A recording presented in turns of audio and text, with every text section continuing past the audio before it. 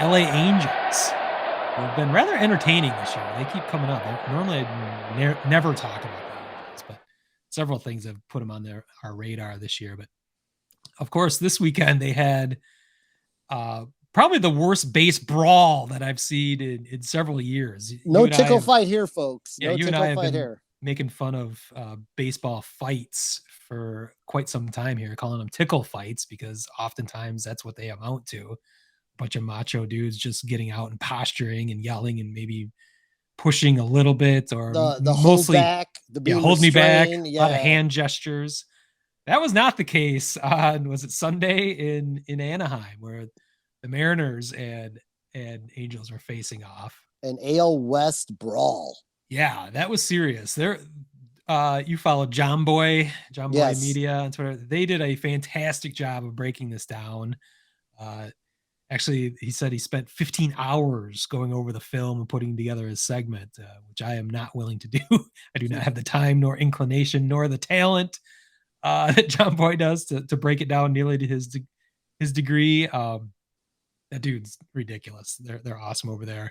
He's a master lip reader, which is very advantageous for what he tries to do. And I feel like he's spot on with how he reads lips in the video and figures out what's really happening that you can't necessarily tell watching the general TV broadcast. But check out that video when you get a chance, because there are so many hilarious things that happen in that brawl, and scary things too. This all started actually 9 days before this game, where Mariner was hitting the head with a pitch, really scary. I believe it was their top prospect that had just come up this year. Hitting the head, he ended up being okay, but it's not okay with the Mariners to just let that go.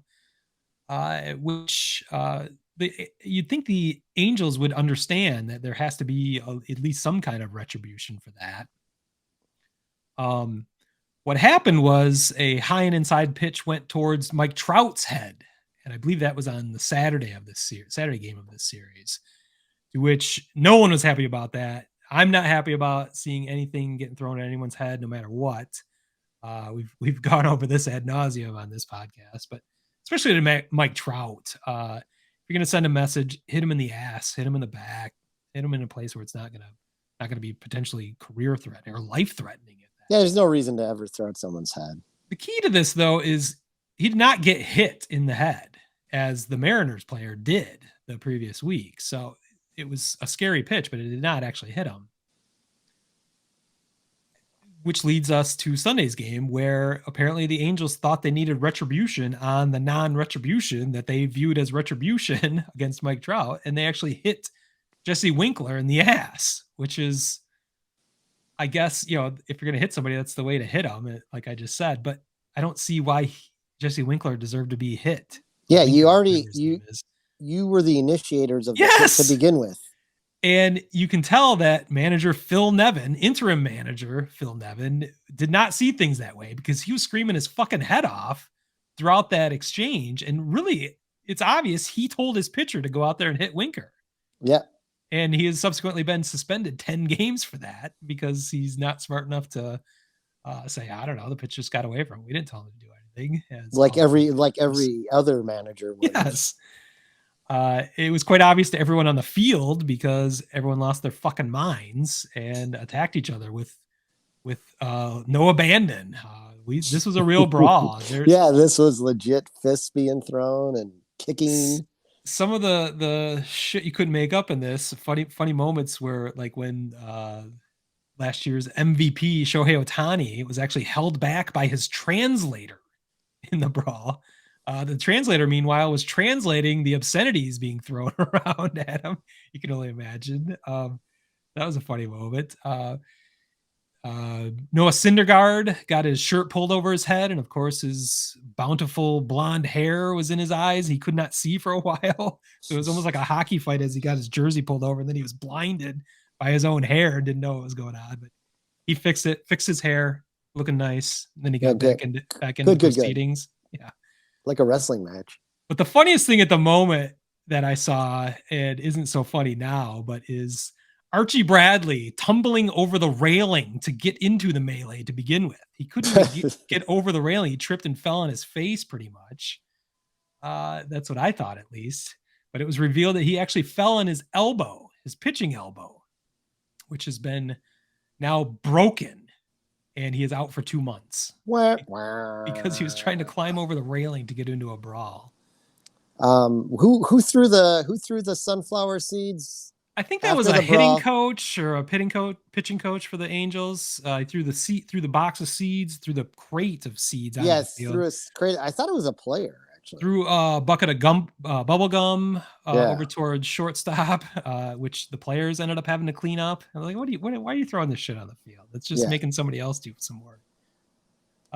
Insanity. I mean, there's no logical thought process. I really thought the managers were mostly responsible for this, which you never see. The managers were in the middle of it too. They were not trying to pull players off. Both Scott Service and Phil Nevin were in the middle of it. Scott Service lost his mind too. Yeah. Like he started barking right away. As well, he should have. Like he said, kick him out. He was like, but he was saying like, get him out of the game. He's that's not an accident.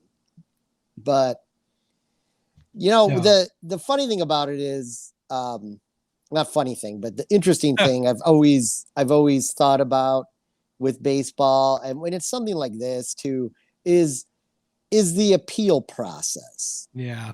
And mainly for players. And there were 12 players suspended? Yeah, and 2 of them have been pitching in the White Sox series who are up for suspension. Next couple days, yeah. But here's my thing about the appeal process. And it's definitely nothing like a real appeal process in a court of law, because if you were found guilty for something and then you appeal it, they don't just let you go home and live your life and have things go out. You get put back on the side until the appeal can be heard. Yeah, the loophole in baseball is anyone in a managerial or coaching position immediately cannot argue it and get suspended, which I agree with, right? The appeal process for players allows this great loophole. There's one reason for this. It's collective bargaining.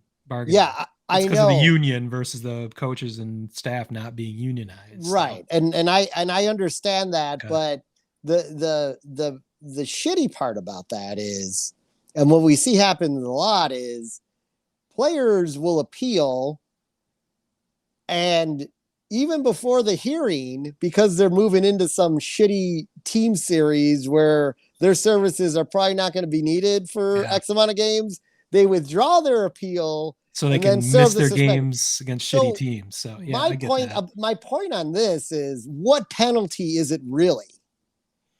Well, I mean, if it's 10 games, it's not just going to be against one shitty team. That could be 3 series. So. But but it's not. I mean, it could be manipulated, but it doesn't have the same sting to it. Tepera, who it pains me that he's not pitching for my team again this year, but he was suspended for 3 games, so he should have not.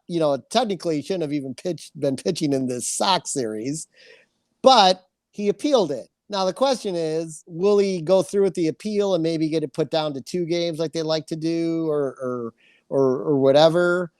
But,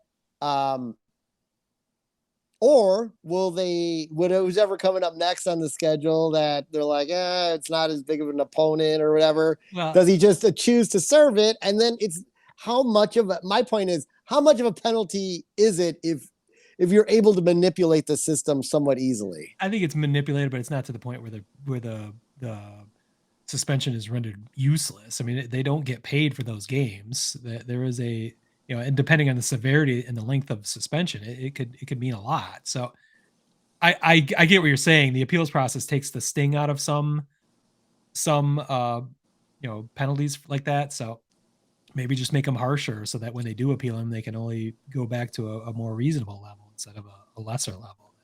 Yeah, perhaps. The punishment doesn't fit the crime anymore. I've just always found it somewhat humorous. Yeah.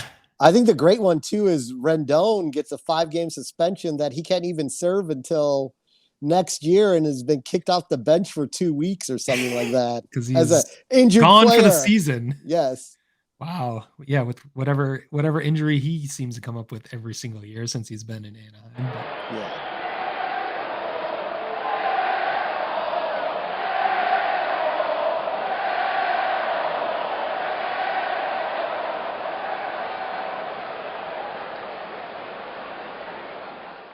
Word Hole Media.